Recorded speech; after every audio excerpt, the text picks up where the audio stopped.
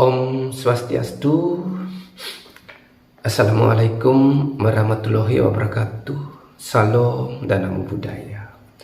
Para pemirsa yang saya kasihi, dalam video ini saya ingin berbagi tentang makna dari senjata Trisula Weda. Para pemirsa, di unggahan-unggahan di YouTube ya, banyak sekali saya temukan orang-orang di Jawa sana yang membahas tentang makna dari senjata Trisula Weda. Nah, mereka begitu semangat memberikan pemaknaan tentang senjata Trisula Weda tersebut. Itu dikarenakan di tanah Jawa itu ya ada sosok raja besar di kerajaan Kediri di masa lalu. Rajanya bernama Jayabaya. Ini raja ini banyak sekali punya ramalan yang kebenarannya ya dibilang akurat lah, bisa dipercaya. Banyak bukti kebenarannya dari ramalan sang raja itu. Salah satunya inilah, sang raja ini meramalkan bahwa Nusantara ini kelak akan kedatangan sosok Satrio Piningit dengan senjata atau bersenjatakan Trisula Weda. Nah, berdasarkan ramalan inilah banyak orang-orang Jawa begitu yakin ya akan nanti benar-benar muncul, sehingga mereka mencoba memberikan pemaknaan tentang senjata Trisula Weda. Nah, dalam kesempatan ini ya, saya juga mencoba ikut memaknai. Kebetulan saya kan tinggal di daerah di Sulawesi, di Pulau Sulawesi, di daerah Luwu Timur. Nah, nama daerah saya itu di Luwu Timur namanya Bumi Batara Guru. Berhubungan dengan Dewa Siwa itu ya, nama lain dari sebutan Batara Guru adalah Dewa Siwa dalam keyakinan masyarakat Hindu. Dan kebetulan juga di daerah saya, di daerah Sulawesi Selatan, di daerah Luwu itu ada juga daerah Siwa. Mungkin ini sudah tanda alam bahwa ini buminya Batara Guru, buminya Dewa Siwa juga ya. Ada juga Tugu Batara Guru itu di kota Palopo. Nah, ini Pulau Sulawesi ya, saya amati secara alam itu berbentuk sketsa senjata Trisula ya, yang bengkok-bengkok ya. Nah, kita ketahui Pulau Sulawesi secara umum berbentuk huruf K. K itu menunjukkan kama. Kama artinya keinginan. Itu membuat pikiran kita bengkok ya. Bagaikan senjata Trisula masih bengkok gitu ya. Sketsa Pulau Sulawesi. Dan juga Pulau Sulawesi dari segi nama kalau saya panjangkan menjadi Sulawesi Trisula Weda Siwa. Jadi Trisula Weda itu sesuai dengan kepanjangan dari kata Sulawesi itu miliknya Dewa Siwa. Ini ada kemungkinan yang disebut dengan satu piningit yang bersenjata Trisula Weda itu adalah Dewa Siwa itu sendiri ya. Dewa Siwa adalah sosok manusia dewa. Kalau yang lahir ke dunia kerjanya hanya meditasi. Ya, dalam setiap harinya pagi sore meditasi. Kalau ada waktu lowong daripada pergi ke kafe, ya meditasi gitu. Kalau masyarakat umum kan tidak ada waktu lowong dipakai judi, main-main, minum-minum, hahe-hahe, karaokean. Kalau sosok Dewa Siwa ya, kalau ada waktu lowong meditasi. Di sininya di tubuhnya ada ular gitu ya, ular kobra gitu ya. Ular itu cuma simbol aja. Ular kan suka puasa. Di seorang Siwa itu suka puasa seperti ular gitu. Gunanya untuk apa puasa? Ini membersihkan urat-urat. Ular itu panjang, simbol urat di dalam diri. Jadi kita penting juga puasa seperti ular, kelongsong ketika lowong kosong di perut, kan demikian. Untuk pembersihan urat-urat ini sebagai saluran energi, saluran saraf makanan biar tubuh menjadi sehat. Udah gitu bisa jadi panjang umur seperti ular sehabis puasa kan panjang. Itu gambaran aja. Orang Bali bilang kalau berkelongsong itu mekules. Mukulas punya kepanjangan mekento kuatin pules-pulesan atau males-malesan. Mekento artinya itu tidak makan gitu ya. Itu diperkuat, dan kita agak malas-malasan kan lemes fisik kita, mau dipakai kerja nggak bisa, nggak boleh dipaksakan, ya harus malas-malesan lah gitu. Nah, kemudian mengenai senjata Trisula itu di dalam diri itu simbol pikiran yang lurus kok. Dipakai pikiran lurus itu dihasilkan dari laku meditasi. Jadi pikiran dimeditasikan itu membuat pikiran lurus. Bercabang 3 itu mempunyai makna pikiran yang lurus. Dalam meditasi dipakai untuk menundukkan 3 sifat alam semesta ya. Dalam tradisi Hindu, Weda itu mengenal 3 sifat alam semesta. Ketiga sifat itu disebut dengan triguna, yang terdiri dari sifat satwam itu warna putih. Sifat-sifat yang suka melakukan kebajikan, suka beragama, itu masih sifat dunia itu ya. Dan gitu sifat rajas ini warnanya merah. Ini dalam diri kita adanya sifat ambisi, ingin pokok ambisi, kesemangatan itu ada, ini sifat rajas. Kemudian ada sifat tamas namanya, ditunjukkan oleh warna hitam. Sifat ini sifatnya yaitu maunya enak-enak, maunya seneng-seneng aja gitu ya. Ini sifat duniawi. Nah, ketiga sifat ini ditundukkan lewat laku meditasi. Nah, perihal ajaran untuk meluruskan pikiran, yaitu meditasi di tingkatan sufi, kalau di Islam, di Hindu tingkatan yogi namanya itu, ditunjukkan oleh makna dari nama-nama yang ada di Pulau Sulawesi. Yang pertama ditunjukkan oleh nama dari kota Manado ya. Ini sebagai, kalau di Trisulanya yang bengkok-bengkok ini sebagai pegangan ini ya. Dalam hal ini mantra dan doa itu sebagai pegangan dalam berkeyakinan ya. Dalam beragama itu dijadikan pegangan gitu ya. Kemudian kalau kita menjadikan mantra dan doa sebagai pegangan dalam kehidupan sehari-hari, maka kita akan siap-siap hidup kita ini. Ada pesan dari kota Gorontalo. Godaan merongrong taati agama agar lolos. Nah, pasti akan banyak godaan yang merongrong untuk membatalkan iman kita, keyakinan kita kepada Tuhan ya. Godaan merongrong, entah godaan apa, teman-teman yang mengasut, ayo main-main yuk, minum, jangan sembahyang. Sembahyang melulu, toh juga ada apa-apanya ya. Tetap juga kiri nanti, itu teman, pokoknya itulah. Nah, kita supaya lolos harus taati agama. Kemudian ada pesan dari toli-toli, tobat, laksanakan ibadah berulang-ulang gitu ya. Tobat bukan artinya kapok, enggak. Tobat artinya berserah diri kepada Tuhan ya, supaya kita diobati mental kita, kan demikian kalau kita hubungkan tobat, obat. Kalau orang bertobat, kalau orang berobat kan nanti akan diberikan tablet, dikasih pil. Kalau kita bertobat, kita harus pegang tasbih, baru pil. Pilihan kita apa dalam beriman? Pilihan namanya Allah atau apa? Ada Om, kan begitu. Di dalam kehidupan ini kan banyak ragam agama. Silahkan pilihan nama Tuhannya yang diulang-ulang. Pil itu menunjukkan filsafat. Jadi kita bertobat, berserah diri pada Tuhan, megang tasbih, kemudian kita mengucapkan nama Tuhan berulang-ulang, itu sudah tingkat filsafat. Lumayan, pil rasanya pahit. Kalau beragama dilandasi filosofi itu pahit kehidupannya. Banyak dicerca, lain-lain, apalagi di masyarakat Bali.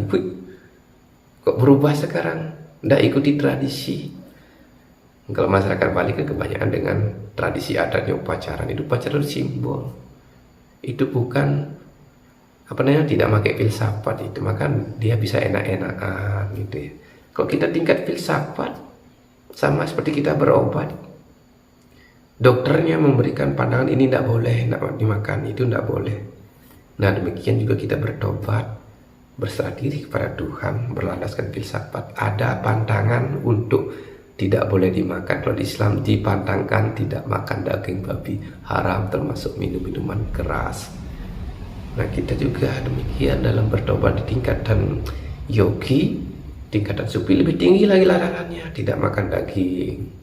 Nah itu udah pasti, bukan hanya daging babi, keseluruhan daging tidak dimakan, supaya pikirannya bisa cepat lurus. Kenapa? Kalau kita nuruti makanan lainnya itu menunjukkan dengan berhubungan dengan huruf Sulawesi itu kan kah itu kama, keinginan. Itu bikin bengkok nanti pikirannya susah lurus. Kemudian dari Toli-Toli ada pesan kota Palu, ada pelabuhan Mutiara sana ya. Palu itu kan gunanya kalau kita punya besi yang bengkok kan dipukul dengan palu biar lurus tak. Nah itu Palu punya pesan, pa itu berjapa, lu itu luruskan pikiran. Dalam hal ini berjapa, istilahnya zikir, berkali-kali ingat nama Tuhan atau ingat mantra bla itu gunanya untuk meluruskan pikiran. Nah kalau ini bentuk tangkai Pulau Sulawesi yang merupakan tangkai Trisula yang bengkok, kalau sudah lurus nanti larinya ke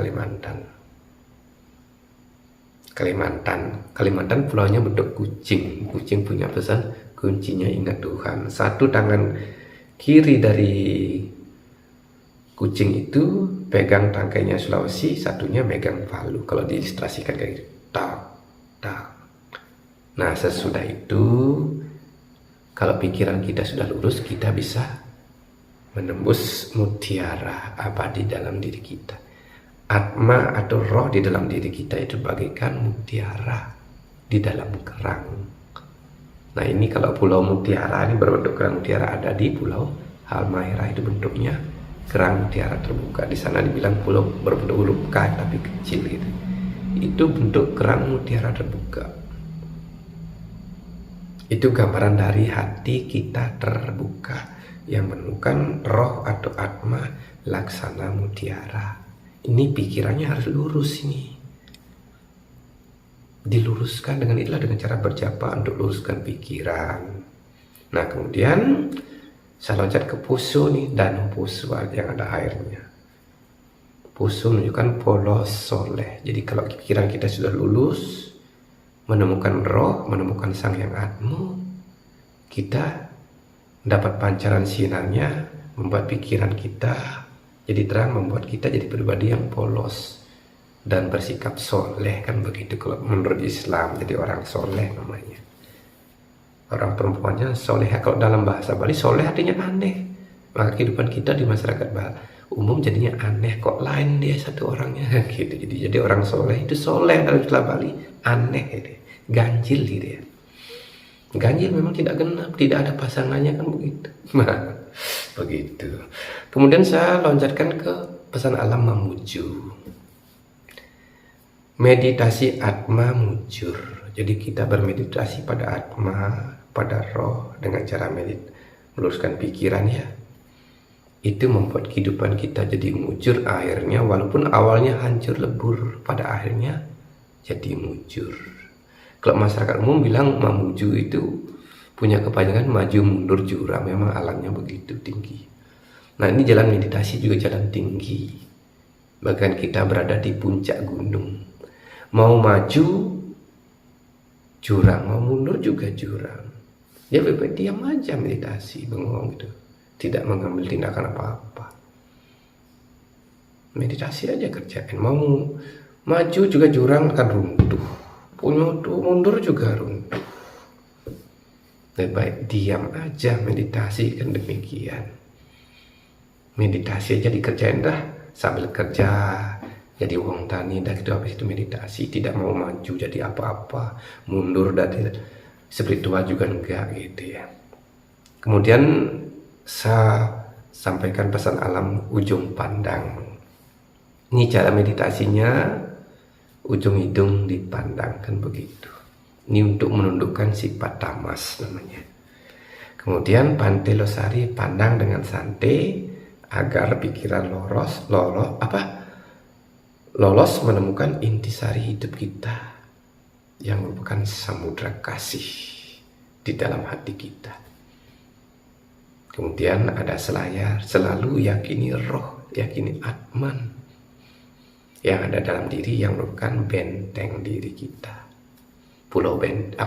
Di Pulau Selayar kotanya yang terkenal kota benteng. Nah, ini Atma, roh ini merupakan api kehidupan sebagai benteng diri kita, supaya pikiran kita terang.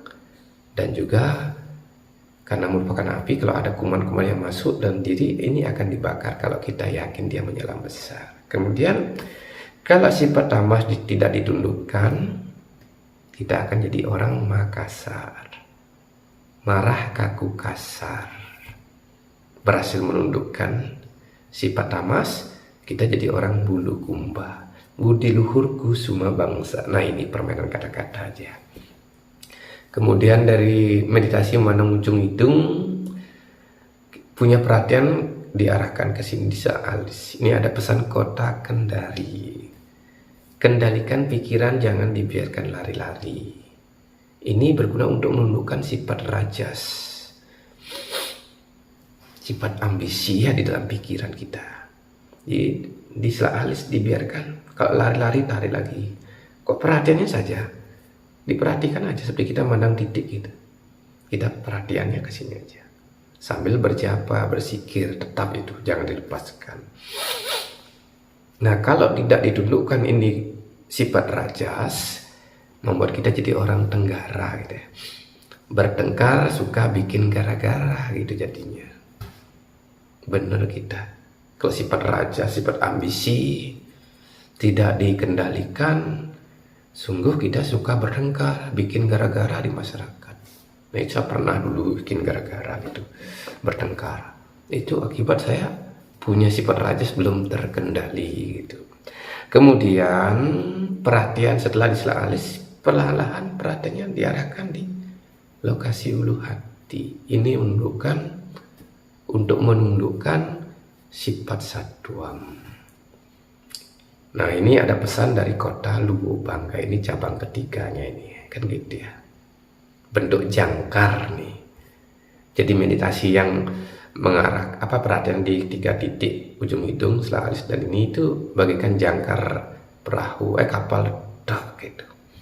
Supaya pikirnya diam gitu ya. Ini ada pesan Luwu Bangka ya.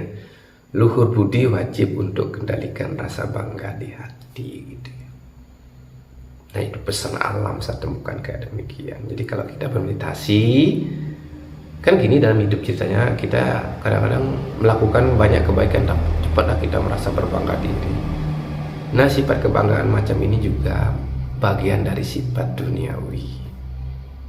Ini perlu dikendalikan dengan mengarahkan pikirannya lurus kepada roh, pada Atman. Nah, ini nanti sifat-sifat kebanggaan itu dinetralisir oleh Atman yang suci yang ada di dalam diri kita. Nah, itu kemudian di sekitar Luwu Bangka sana kan ada pulau Peleng ya, bentuknya seperti jantung dan paru-paru. Coba perhatikan di peta ya. Nah, ini Peleng punya makna, Peleng itu pengetahuan lengkap. Jadi kalau pikiran kita sudah menembus roh yang merupakan nur cahaya, jadi pengetahuan kita jadi lengkap, jadi terang jadinya. Kalau belum menemukan Atman, hanya membaca buku aja, membaca kitab suci, pikiran kita tidak terang ya. Jadi pengetahuannya kurang lengkap, kurang sempurna karena tidak ada pelitanya gitu. Atman de pelita ditunjukkan oleh, di daerah saya kan daerah Sulawesi Selatan ada Sorowako, di sana penghasil tambang nikel. Atman itu pelita ditunjukkan oleh pesan dari nikel, nur ilahi kelilingi pikiran. Nikel itu punya kepanjangan. Nah, nikel itu kan kalau besi dilapisi nikel kan tidak berkarat. Begitu juga pikiran kita, kalau dilapisi nur ilahi, cahaya Atman di dalam diri, melapisi pikiran kita jadi tidak berkarat, tidak terlalu berkarat.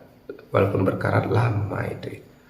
Nah, kalau punya pikiran kita berkarat, Seperti besi berkarat, kita punya perilaku sesuai dengan kepanjangan berkarat, berwatak kaku, dan keberatan. Kemudian kalau karatan, kaku, berat, sakit-sakitan. Nah, itu bagi orang tua yang fisiknya kaku, terasa berat dan sakit-sakitan berkepanjangan, itu tandanya pikirannya sudah berkarat, tidak dilapisi dengan nikel nur ilahi untuk mengelilingi pikirannya. Nah, sekiranya demikian saya punya wawasan tentang makna dari Trisula Weda. Wedanya artinya pengetahuan.